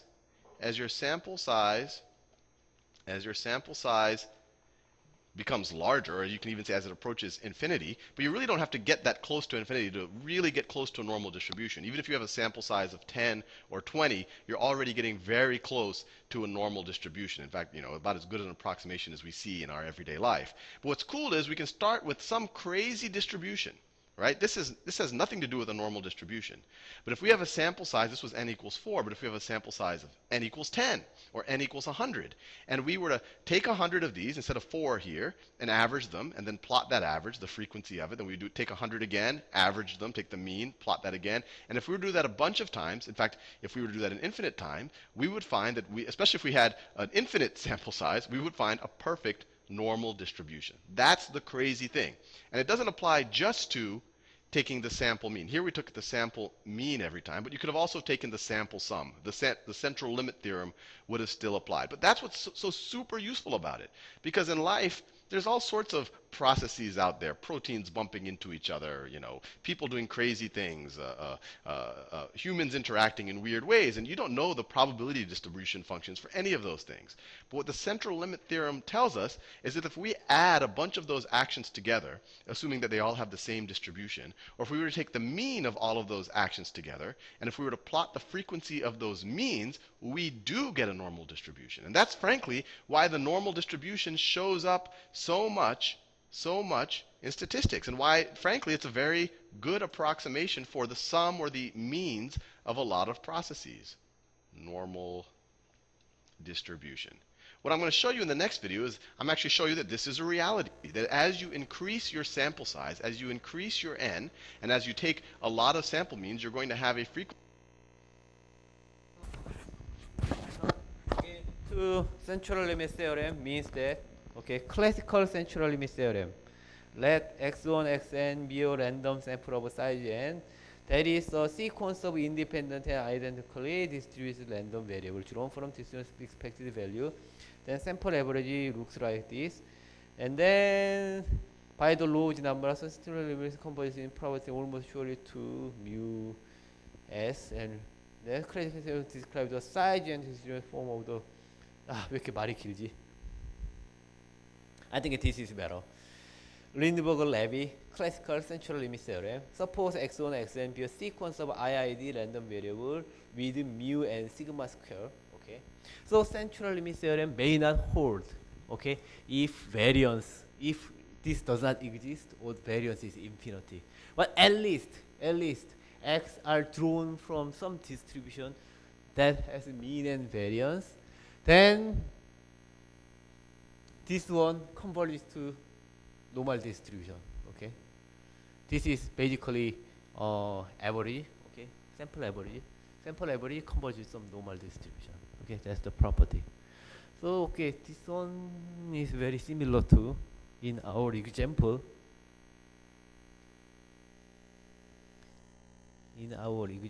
Yes, this one. Okay, so in this case, again, we don't know what is going on beta, right? We don't know nothing about beta. Okay, we know nothing about beta, but actually, we don't know anything about beta hat. Okay, okay, we don't know anything about beta hat, but at least from the asymptotics, if we have large numbers, at least we know beta hat converges to beta, and beta hat and variance covariance matrix beta hat minus beta, this one converges to some, something like this one. Okay, then by a central limit theorem, okay, beta hat is basically sample, looks like a sample average in some sense. Beta hat is very similar to sample average anyway, so that sample average minus beta, this one will converge to normal distribution. Okay,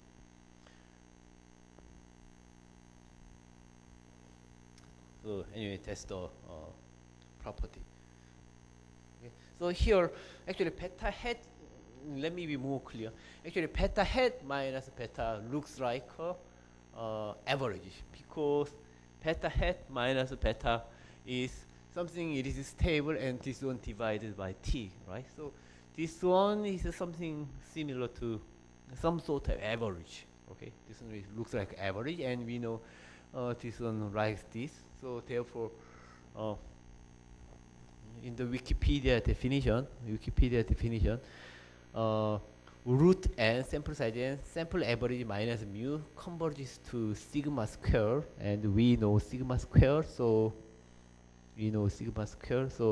this one converges to this one. Okay. Now I think we are ready to go to next topic. Next topic is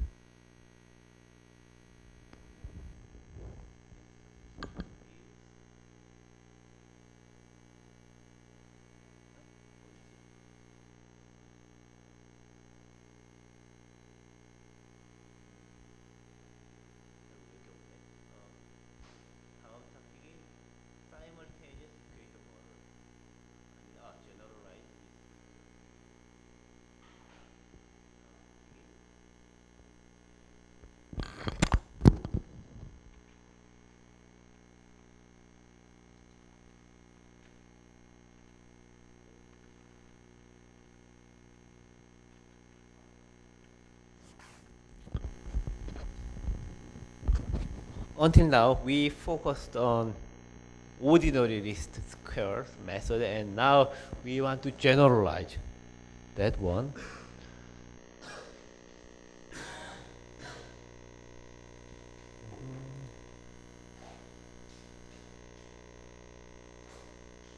Okay, generalized least square. Okay.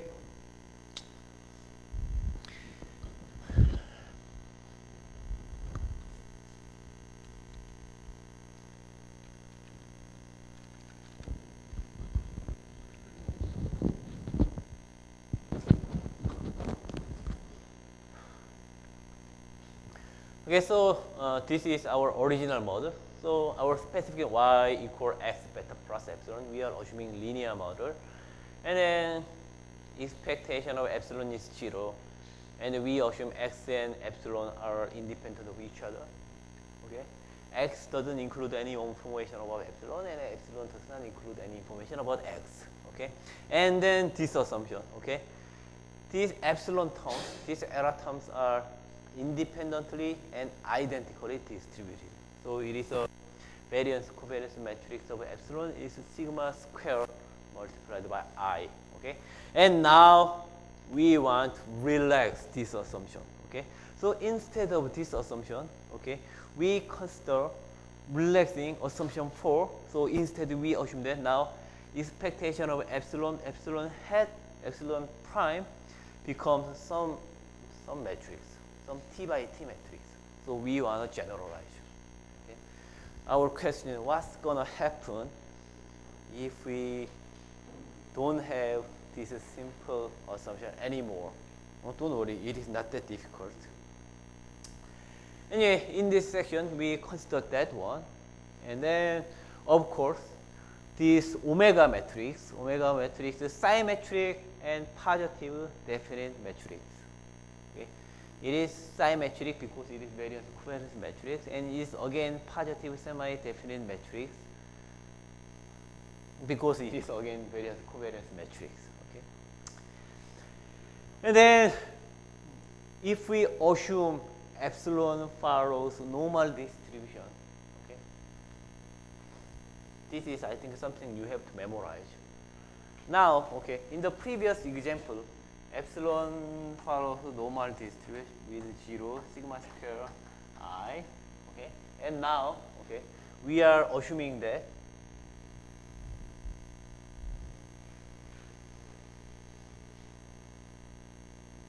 now we are assuming that epsilon follows normal distribution 0 and omega. Okay. If epsilon follows normal distribution, multivariate normal distribution with mean 0 and variance covariance matrix omega, then the probability density function 확률 밀도함수 for epsilon looks like this. Actually, in this case, it's y. Okay. Anyway, y minus x beta is epsilon, so okay. Yeah. 매트릭스 t by t 매트릭스. variance covariance 매트릭스라고 해요.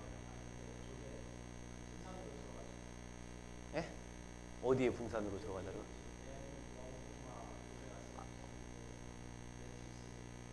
아니 이제까지 그거 아니 이거 똑같은 거지, 그렇죠? 베타 햇도 그렇죠?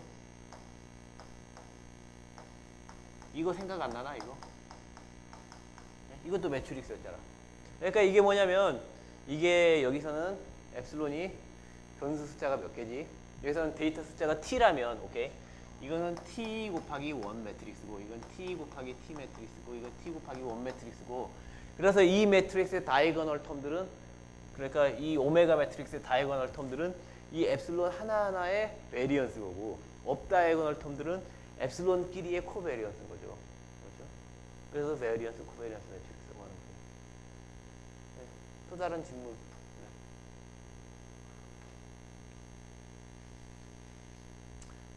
So this is a likelihood function or probability density function. It depends on perspective anyway. So in this case it is a probability density function for y in which mean is x beta and variance covariance matrix is omega. Okay.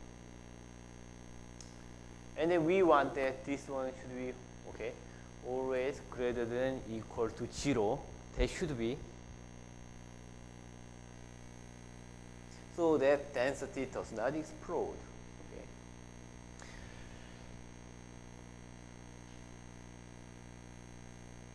This one is, I mean, in the univariate distribution, this term, okay. This one is anyway something similar to this one, right? Something similar to that one is something similar to, right? That is something similar to this one, and we know this one is always positive. This one should be always positive, and in the multivariate version, okay. This one, that one is multivariate version of this one, and again, we want that is positive always. Okay. Now consider a covariance matrix omega of a random vector epsilon with its mean is 0. That is not positive semi-definite matrix. Then we have a problem. Okay. So okay, let me provided that more intuitive is for positive semi-definite, consider a covariance on random vector epsilon that is not positive semi-definite. Okay, if you remember the definition of a positive semi-definite matrix, if omega is not positive semi-definite matrix, then there exists some vector c such that c prime omega c is less than 0. Okay? Now consider the linear combination of c epsilon. Okay? Suppose we want to investigate c prime epsilon. Note that c prime epsilon is always scalar, right? It is scalar. So variance of the c prime epsilon, it is just a number. Okay? Variance c prime epsilon is expectation of c prime epsilon epsilon prime c. That is again c prime expectation epsilon epsilon prime c, and we know expectation of epsilon epsilon prime is omega. So c prime omega prime c, but omega prime is the same to omega. Okay, and this is less than 0. And so it does not make sense. Or variance shouldn't be, okay. It is possibly 0, but we know epsilon is not constant. Okay, not constant. Therefore, this one should be always positive. Right? It is a very basically variance of some random number, right? So this one should be always positive. So if omega is not positive semi-definite matrix, it means that we have some linear combination of variables so that we can make this variance non-positive, which does not make sense, which is not possible. Right? So therefore, omega should be always positive definite. And there should be which means that for every c, for all c, this one should be always positive.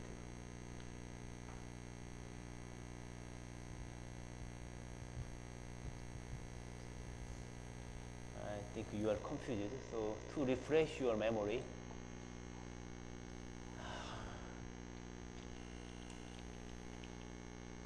linear algebra, where is linear algebra? Matrix algebra. I think we learned that one. In the matrix algebra, okay, yeah. Right. In the matrix we learned the positive semi-positive definiteness, right? And positive definiteness,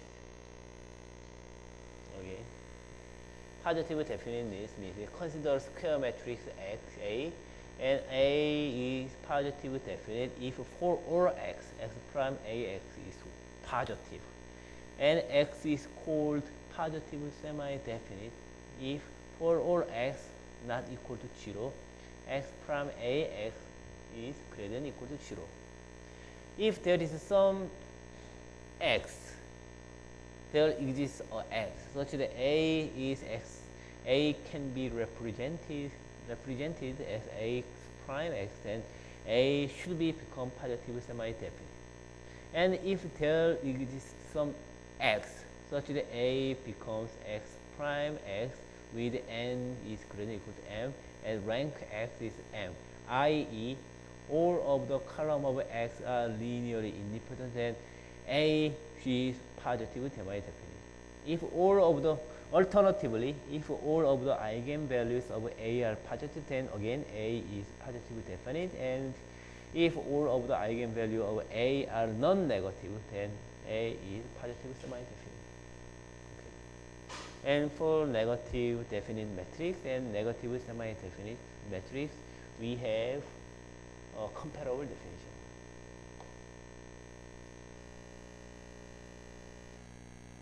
Okay. Now consider, for example, consider a special case such that t is equal to 2. Okay, so in this case, observation is 2. So in this case, suppose this is our assumption. Suppose omega matrix looks like sigma 1 square, rho sigma 1, sigma 2, rho sigma 1, sigma 2, and sigma 2 square. Suppose our matrix looks like this. Variance covariance matrix looks like this. And then in order for omega matrix positive semi-definite matrix, then first diagonal term should be always positive. sigma 1 square should be greater than or equal to 0, and sigma 2 should be greater than or equal to 0. Okay, then sigma 1 square, sigma 2 square minus rho square, sigma 1 square, sigma 2 square should be greater than 0, and sigma 1 square, sigma 2 square 1 minus rho square should be greater than 0, which means that rho should be less than 1. Okay. In this case, as you can see, rho is the correlation. Okay, rho is simply correlation between two random variables. And as you know, correlation, the absolute value of the correlation is always between minus and 1 and 1, right? So it means that as far as it is a covariance matrix of the two random variables, okay, then that covariance matrix is always positive definite.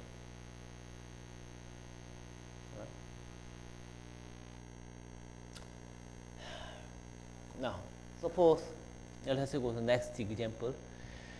Suppose y is x beta plus epsilon. Okay, this looks the same to our previous linear model, but we have additional complications. Okay, now additional complication is that now there is some relation between error terms. So suppose epsilon t is rho epsilon t minus 1 plus et. And now suppose et is IID and mean 0 and sigma e squared. Right? Now our error terms is more complicated, right? In the previous case, we have simply, in our previous OLS examples, simply rho is simply 0, right? But now, error term of the previous sample affect today's error term. No. Error term of the previous sample affects error term of this sample. If we interpret t as a time in your homework, for example, it means that yesterday's shock to the model affects today's shock also. Okay, something like that. And then first, epsilon expectation of epsilon t is 0. Okay, why? Because if we put expectation over here, the expectation of epsilon et and this is expectation et, and expectation of epsilon t is same to expectation of epsilon t minus 1. So it is 1 minus lambda expectation of epsilon t, and it is same to expectation of et. But expectation of et is 0. So expectation of epsilon t should be 0 too. Okay.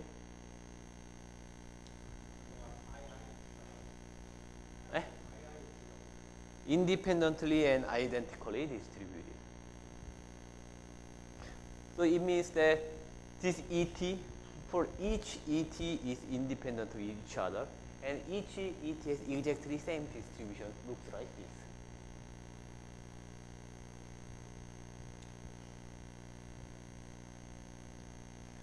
So I'm kind of disorganized with the blackboard, but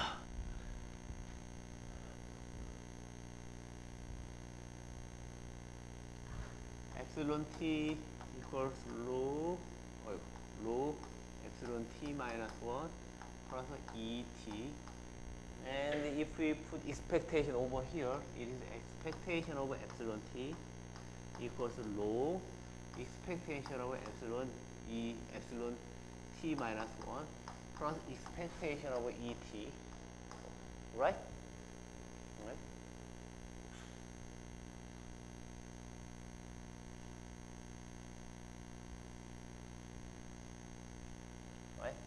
But this one and this one, okay, we can put together.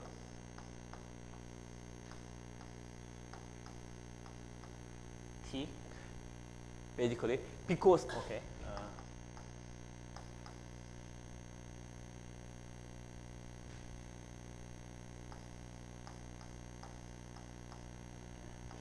and because it is an unconditional expectation, so basically subtract t does not matter. Okay, so we can simply drop t. But since this is 0, okay, and then therefore this one should be 0 too.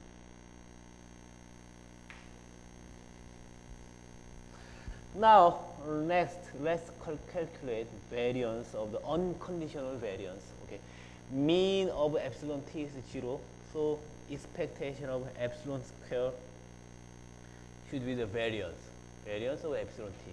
Okay, unconditional variance of epsilon t, which let's call it sigma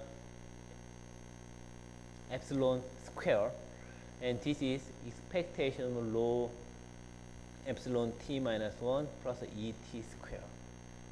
Okay, and then we can expand the square term. Then we have expectation of rho square epsilon square t minus 1 plus e rho epsilon t minus 1 et minus 1 plus et square.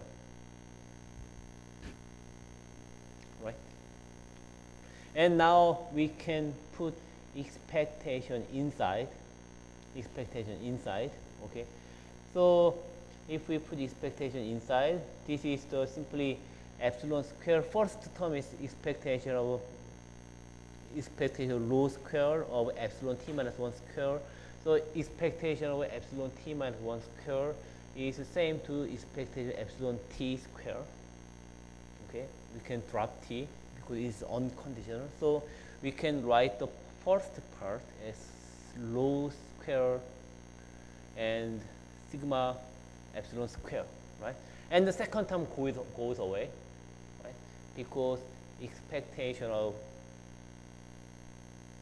et is 0, and at time t, okay, at time t, since epsilon t minus 1 is already given, okay, and the et and epsilon t minus 1 are independent of each other. Okay, then independent is not necessary, but it does not matter. So independent, so the second term go away, and about third term, expectation of et square is given as sigma e square, right? So eventually, expectation of epsilon t square becomes rho square sigma epsilon square plus sigma e square. But again, we defined expectation of epsilon t square as a sigma epsilon square, right? So it means that sigma epsilon square equal to rho square sigma epsilon square plus sigma e square, right? But thus it means that if we solve this one, then it means that sigma epsilon square should be equal to sigma e square over 1 minus rho square. Okay? So we should have this relationship. And likewise, expectation of epsilon t and epsilon t minus 1, the covariance between those two. Again, I mean, mean of the epsilon t and the mean of the epsilon t minus 1 is all 0, right? So expectation of epsilon t and epsilon t minus 2 is covariance between the epsilon t and epsilon t minus 2, right? So anyways, the covariance between epsilon t and epsilon t minus 2 is expectation of rho epsilon t minus 1 plus et and epsilon t minus 2. This is equal to expectation of rho of epsilon t minus 1, epsilon t minus 2 plus et epsilon t minus 2, right? And then again, we know epsilon t minus 1. Since epsilon t minus 1 is the same to rho epsilon t minus 2 plus et minus 1, we can plug that one. So we have expectation of rho, parentheses, rho epsilon t minus 2, et minus 1, and epsilon t minus 2 plus et epsilon t minus 2. Right? And from this, we can put expectation inside. If we put expectation inside, then this part is 0. Okay, and oh no, we have multiplied this part. So if we put expectation inside, it is rho square. This part is rho square and sigma square, and the second part is 0. Third part is 0. Right? So eventually, what we should have is rho square sigma epsilon square, and then this one is, since sigma epsilon square, we know sigma epsilon square. Sigma epsilon square looks like this, so we plug this one, so we have this relationship. Okay. Actually, I skipped this one by mistake, but anyway, I think it is clear. So, I mean, we can find the pattern, right? Epsilon et square is sigma epsilon square, which is 1 minus rho square over, no, sigma e square over 1 minus rho square. And if we calculate covariance between the shock between one period ago, t minus 1, now we have correlation term about here. And if we calculate covariance with 2 period ago, t and t minus 2, now we have rho square, right? Rho square. So if we can continue this one, then what it means is that covariance between epsilon t and epsilon t minus k should be rho k sigma e square over 1 minus rho square, right? And then so we entirely characterize the omega matrix, and omega matrix should be look like this. Okay. Omega matrix is this diagonal terms are all sigma epsilon square, and we know sigma epsilon square should be sigma e square over 1 minus rho square. And up diagonal term is basically covariance between t and some sort of t minus k terms. Right? And they are all multiplication of rho k to the variance of sigma epsilon square. Right? So omega matrix should be look like this. And we have a special name for this kind of variance covariance matrix, and this structure is called autoregressive of order 1, or simply AR1 model. Okay? So again, this type of model is called AR1 model. AR1 model is, it has its name because, clearly, epsilon has correlation with itself, right? It has correlation with itself, but 1 day ago, 1 period ago. So that's why we call it autoregressive model. And it is autoregressive model with a degree of 1 because it has autoregressive, autocorrelation relation with just 1 day ago, not 2 or 3 days ago. Okay? It's just 1 day ago, 1 period ago. So that's why we correlate this one has autocorrelation with just 1 period ago, so we call it AR1 model. If it has like correlation term like epsilon t minus 2, which means that epsilon t has correlation or covariance with 2 period ago, then we call this kind of model with AR2 model, autocorrelation with degree 2.